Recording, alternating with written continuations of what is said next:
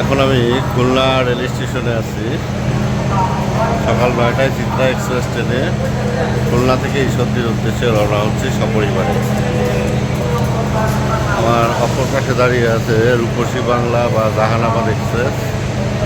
এটা নড়াইল হয়ে ঢাকা চলে যায়। চিত্রা এক্সপ্রেস এই ট্রেনে আমরা সপরিবারে খুলনা থেকে ঈশ্বরদীর উদ্দেশ্যে রওনা হচ্ছি। আমরা ঈশ্বরদী নেমে পড়বো, পরে ট্রেনটি ঢাকা চলে যাবে। ঈশ্বরদী থেকে আমরা বাড়ি যাব। আর এই 4 নম্বর প্ল্যাটফর্মে দাঁড়িয়ে রয়েছে এটা রূপসী বাংলা এক্সপ্রেস বলতেছে, অথবা জাহানাবাদ এক্সপ্রেস।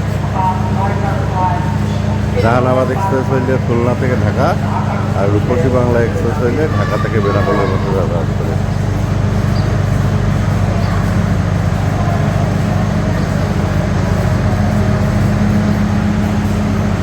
আমার বগি নাম্বার 6।